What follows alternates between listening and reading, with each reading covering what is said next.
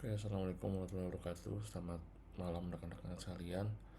Em, ini terkait dengan tugas produksi ya sebenarnya. Setelah kemarin dapat semua HPP, HPP udah tahu harganya bikin bikin produk ini, kemudian tahu hitung-hitungannya, baru sebenarnya kita tes ke pasar ya. Kita tes ke pasar gimana sih responnya gitu. Nah ini untuk evaluasi. Jadi kebiasaan pengusaha-pengusaha itu kalau misalnya dia nggak evaluasi, kenapa sih produkku nggak laku? Kenapa sih orang-orang nggak mau beli lagi? Itu karena nggak ada yang namanya tes produk gitu. Jadi dia udah ngerasa pede produk yang udah paling baik, makanya dia ya udah jualan itu terus. Tapi kalau misalnya nggak laku ya dia bingung apa yang harus dilakuin. Nah ini caranya evaluasinya ya. Jadi setelah rilis versi satu kita mau evaluasi nih versi satu ini gimana sih sebenarnya pendapatnya ke customer target ini gitu. Pekerja umur 20 sampai 30 tahun, ekonomi menengah ke atas. Menengah menengah dan menengah ke atas ya, otomatis dia harus kerja ya. Karena harganya juga nggak murah gitu, ada 46.000 di sini harga jualnya. Nah, ini cara kita ngelakuin review. Jadi scroll ke bawah, setelah ini semua kita dapat rating dan review. Nah, ini ceritanya kita ketemu sama orangnya, kemudian kita mau ngasih sampel nih terkait produknya ini. Nah, cara ngomongnya, "Kak, ini saya buat produk dan mau minta pendapat tentang produk ini. Cobain sampelnya ya." Nah, sampel itu berarti nggak harus 350 mili ya, nggak harus 350 mili.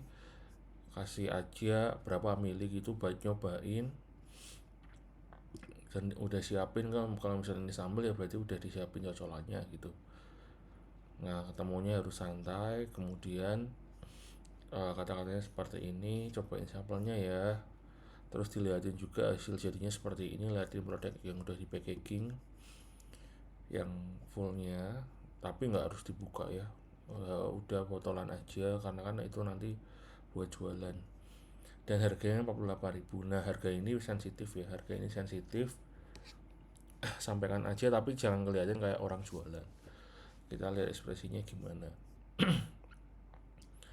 Nah, yang dikumpulkan datanya pertamanya adalah bentar, nama, umur, pekerjaan, ekspresinya gimana sih, kemudian nilainya, suruh nilai aja. Ada ekspresi dan ada nilai ya, 1 sampai 5 nilainya berapa, kemudian mau nggak beli lagi gitu, beli lagi gitu. Nah, umur pekerjaan ini penting ya, karena harus sesuai sama customer targetnya gitu. Nah ini ceritanya ada 5 orang. Nah ini harus 5 orang, 5 orang ganjil ya, harus 5 orang ganjil.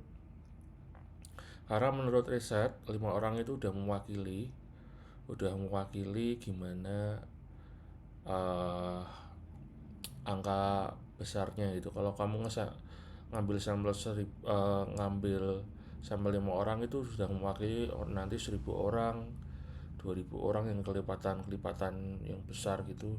Itu sama aja diwakili diwakili dengan 5 orang cukup itu ya. Yang penting profilnya sama, profilnya bekerja, umurnya sama gitu. Nah ini ceritanya dari Randy, 23 tahun, dia kerjanya konsultan pajak. Saat nyoba ekspresinya flat senyum gitu, flat senyum ya, kan ada orang yang flat senyum yang mukanya nyobain itu biasa aja.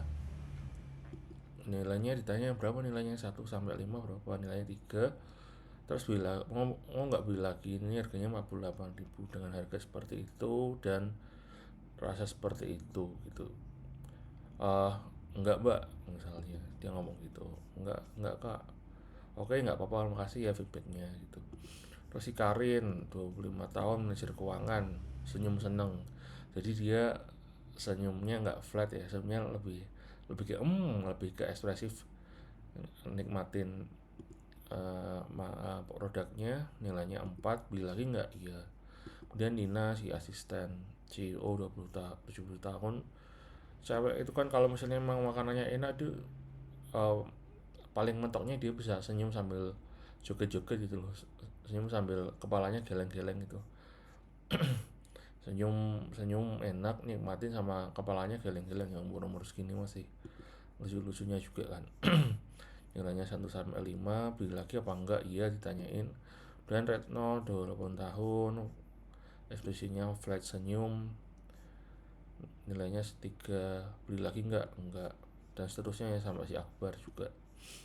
Terus kemudian di total ya, oh ternyata totalnya 18 nih, totalnya 18. Kemudian berapa sih yang ngomong iya nih, yang ngomong iya cuma 2 yang mau beli lagi. Nah, kita set nih batas minimumnya. Kalau misalnya produknya kita kita bisa ngatain bagus kalau misalnya produknya itu nilainya minimal 23 nih, minimal 23, jadi total 5 orang yang ditanyain ya. Atau bukan atau ya. Dan selain nilainya 23, orang itu mau beli lagi, ya, minimal 4 orang dari 5 orang. Nah, itu bisa didefinisikan, dikatakan enak gitu. Katakan produk ini bagus, enak gitu ya. Nah, ternyata lulus apa enggak produk ini, ternyata enggak lulus ya, enggak lulus. Kemudian apa yang harus dilakuin ya, bikin lagi ya ke versi kedua gitu. Nah, teman-teman, kunci dari interview ini atau review ini, kadang kita bisa ketipu juga dengan angka ini ya.